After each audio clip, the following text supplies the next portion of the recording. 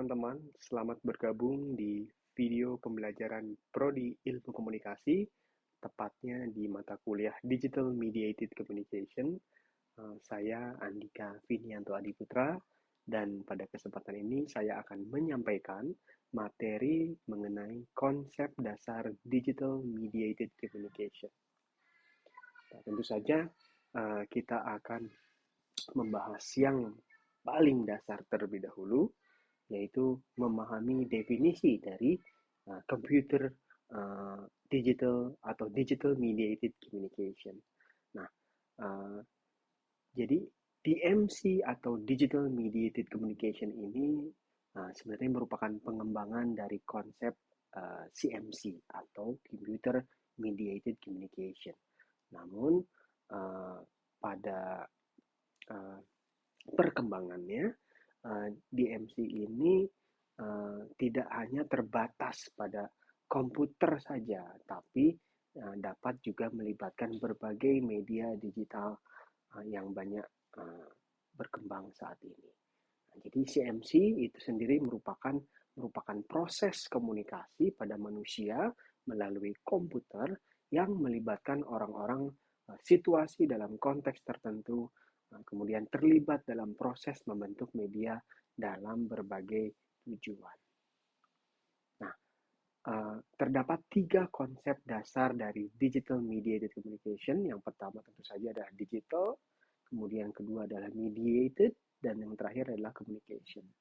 Nah, komunikasi sendiri itu merupakan dapat didefinisikan sebagai sebuah proses mentransmisikan informasi dan menciptakan kesamaan persepsi di antara satu dan beberapa individu lainnya.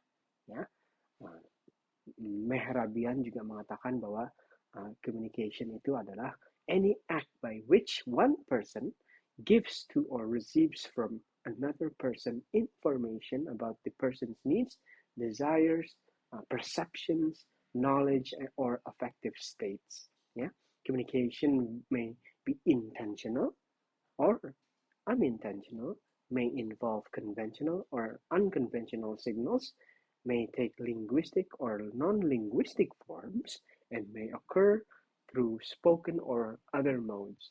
Ya, bahkan Valensas dan Brony pada tahun 82 juga mengatakan bahwa communication can occur instantaneously in close, intimate settings or over great periods of time in large public forums like the internet. However, all forms of communication require the same basic elements: a speaker or a sender of information, a message, and an audience or recipient. Pada prinsipnya, komunikasi merupakan sebagai proses pertukaran informasi untuk mencapai kesamaan pemahaman dari satu orang ke orang lainnya. Nah, proses komunikasi yang terjadi bisa secara langsung atau melalui media tertentu seperti digital mediated communication. Nah, lalu apa yang disebut dengan mediated? Nah, mediated communication ini dapat mendistribusikan pesan dengan cepat dan mengkoordinasikan tindakan yang sangat bermanfaat bagi kehidupan sosial. Mediated ini merupakan keterlibatan perantara yang akan menyampaikan informasi antara dua entitas. Ya, pada masa sekarang hidup kita ini kan didominasi ya oleh berbagai gadget digital yang menjadi perantara interaksi sosial kita, seperti penggunaan email, SMS, media sosial, dan berbagai aplikasi lainnya. Nah, berkomunikasi melalui media akan membuat seseorang memiliki kendali atas bagaimana orang lain menilainya dan kerentanan munculnya kekacauan. Ya, percakapan langsung lebih rendah karena dapat bersembunyi di balik layar. Ya, pada prinsipnya mediated itu merupakan berbagai teknologi yang memproduksi media digital yang memungkinkan untuk membangun komunikasi atau terjadinya pertukaran pesan antara media dalam konsep digital mediated communication. Ya. Nah, di samping itu kita juga harus paham terkait dengan karakteristik dari atau dimensi dari mediated communication menurut Hessian tahun 2016. Ya, ia menyebutkan bahwa terdapat 3 dimensi. Yang pertama adalah anonymity, ya, bahwa dalam beberapa interaksi kita dapat mengetahui kepada siapa kita berkomunikasi, akan tetapi pada kondisi lain bisa saja tidak, dan lawan komunikasi bisa saja berupa software, bukan orang. Ya. Kemudian dimensi yang kedua adalah transparency, bahwa dalam beberapa interaksi pemahaman terbentuk dengan sempurna antara pemberi dan penerima pesan dalam pertukaran informasi. Namun pada kondisi lain bisa saja unclear, ya, tidak jelas dan harus diulang. Kemudian dimensi yang ketiga adalah sinkroni, ya, bahwa dalam beberapa interaksi kita dapat menerima respon secara real time di mana feedback didapatkan secara tepat, tetapi dalam kondisi lain respon bisa terjadi secara delayed atau tertunda, atau bahkan berasal dari database yang tersimpan dari beberapa tahun yang lalu. Nah, kita juga harus memahami apa yang dimaksud dengan digital, ya. Apa saja yang mencakup digital, ya. Digital media ini including combinations of electronic text, ya, graphic moving images and sound into a structured digital computerized environment that allows people to interact with the data for appropriate purposes. Nah, apa saja jenis-jenis media digital yang dapat kita gunakan, ya? Ya, ini tentu saja meliputi media-media yang menggunakan bentuk seperti audio, social media, advertising, news, literature, online game, dan tentu saja banyak media digital lainnya. Oke, nah kita juga harus memahami bahwa yang namanya digital media communication ini terdapat dua jenis, yaitu ada yang sinkronus, ya, yang merupakan synchronous activities ini necessitate that at least two people are simultaneously involved in an activity, ya, bahwa minimal terdapat dua orang. Namun DMC dalam artian asinkronus ini adalah asynchronous use does not require simultaneous availability of both parties, ya, seperti itu. Nah, sinkronus ini merupakan forms of communication such as instant messaging misalnya, chatting and video conferencing, which complement the older social functions of the internet that were more intermittent by nature, ya. Contohnya seperti messengers, ya, audio conferencing, video conferencing, dan online gaming.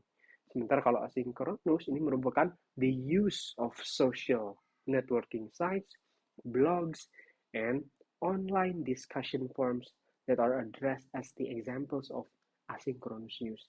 Contohnya seperti podcast, ya, blogs and online discussion, social media atau social network sites, kemudian ada mail dan banyak media lainnya. Oke, nah kita juga harus ketahui bahwa yang namanya digital media communication ini juga dapat berlangsung pada virtual reality, ya, atau barangkali sebuah istilah yang seringkali kita dengar adalah metaverse, gitu ya, bahwa si konsep virtual reality ini pertama kali ditemukan pertengahan tahun 60-an ketika Ivan Sutherland dalam sebuah tulisannya mencoba menggambarkan VR sebagai jendela di mana pengguna memandang dunia virtual seolah-olah terlihat, dirasakan, terdengar nyata, dan di mana pengguna dapat bertindak secara realistis. Nah, terkait dengan teknologi VR ini memungkinkan pengguna untuk berkomunikasi dengan lingkungan virtual. Teknologi virtual reality juga memberikan kesempatan pengguna untuk melihat, mendengar, mencium, atau menyentuh segala sesuatu yang terjadi di lingkungan virtual. Nah, VR ini dapat diaplikasikan tentu saja yang paling identik adalah pada kegunaan atau fungsi gaming, ya. Tapi tidak hanya itu, tapi juga untuk military training, architectural design, education, learning and social skills training, simulations of surgical procedures, dan lainnya.